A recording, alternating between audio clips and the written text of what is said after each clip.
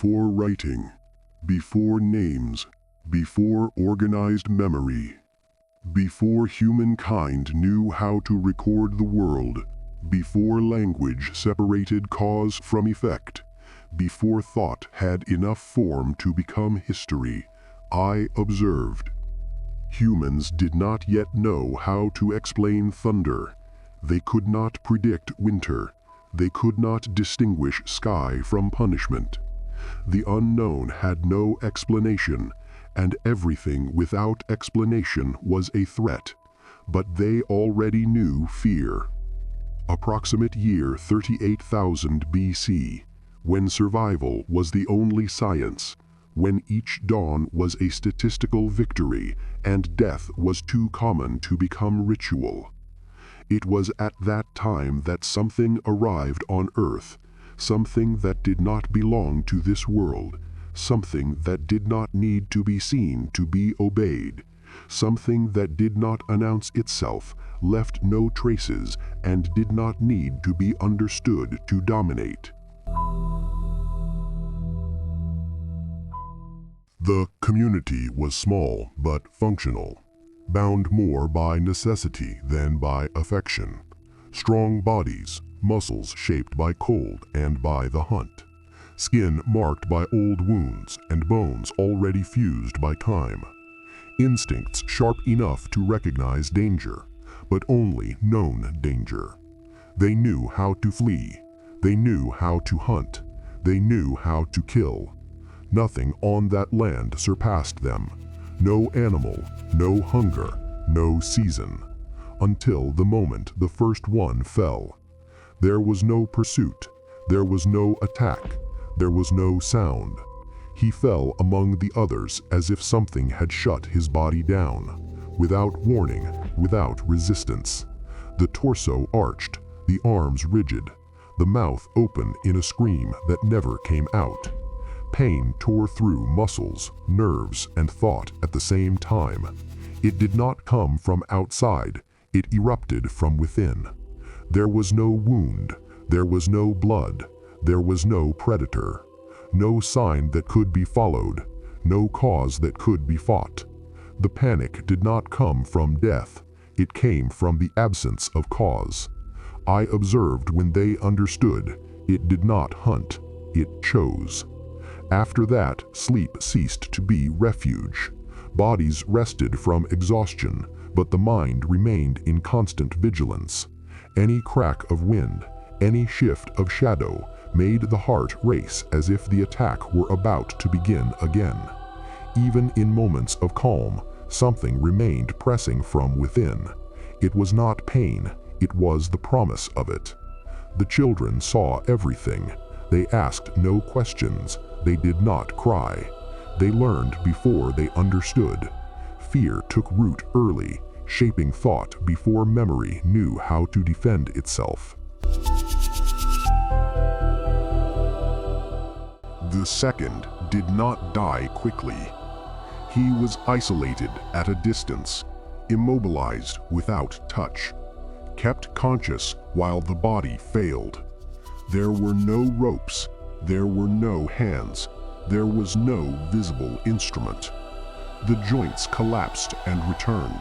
The muscles contracted until they nearly tore. The teeth chattered until they injured their own mouth. He tried to breathe. The air came in short. It left in spasms. Each breath was a negotiation with pain. He screamed, and the scream did not ask for help. It asked for an end. The pain did not increase. It did not lessen. It remained stable, precise, intentional. As if someone were adjusting a perfect limit, too high to endure, too low to kill quickly. The sun moved across the sky. The shadows changed. Night fell. The pain continued. The group watched without interference. Some turned away to preserve their sanity. Others stared, understanding that what they were witnessing was a lesson. No one tried to intervene. No one dared to move. When he died, no one approached. The body became a message, and consciousness learned. That night, no one truly slept. There was silence, but no rest. Fear occupied the space where exhaustion once existed. The children absorbed it as a rule of the world, without a name, without explanation. Control did not need to be repeated to be understood. After that, the events followed a pattern. Never at night, never during the hunt, never in groups. Always one, always exposed, always sufficient. Before the pain, the environment changed. The air grew heavy. The animals disappeared. Silence became absolute. It was as if the world held its breath. Fear arrived first. The community began to anticipate, and to anticipate was to suffer. Each prolonged pause felt like a sentence. Each delay felt like a fatal mistake. Each step out of collective rhythm provoked silent panic. They altered routes, altered schedules, altered behavior, not out of strategy, but out of trial. The slower ones ceased to be protected. The weak ceased to be discussed. The suffering varied.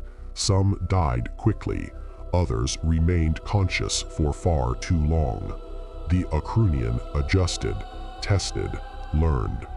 Rest became fragmented. The body lay down, but the mind remained tense, waiting for the moment when the air would change again. The children grew already conditioned. They did not know freedom.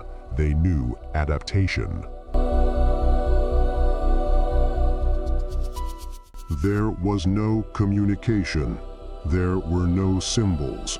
There was no agreement. But there was submission. When the environment changed, no one ran. They stopped.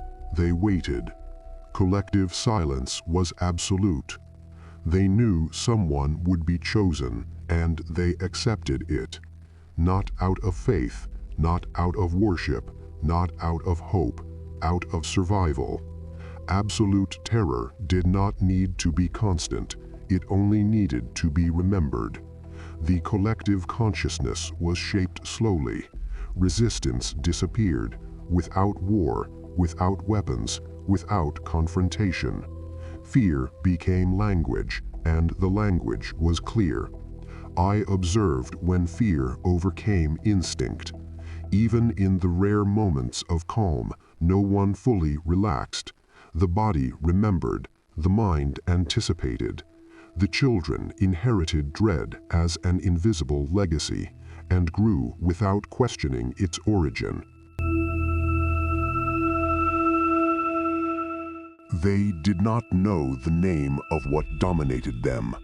I did. Humans began to record their horrors.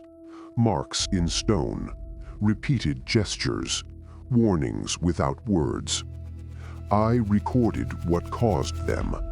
Akrun, not an individual, a species. Akrun, cognitive dominator class. An intelligence that learns through the pain of others, that teaches without words, that controls without physical presence. They did not need to rule. Conditioning was enough. The community survived, but it was never free again. The body forgot. Consciousness did not. Fear was transmitted, not as a story, but as a reflex. When something demonstrates it can cause absolute pain, consciousness learns. Before morality, before religion, before history. The Acrunian left, but it did not go away. It learned, and it waited. Millennia later, when humankind believed itself safe again, I saw it return. I am the observer. I was there, and I will continue observing. If you listened until now, it was not curiosity. It was memory. Subscribe. Enable notifications. There are species that never left Earth, and I am not finished recording.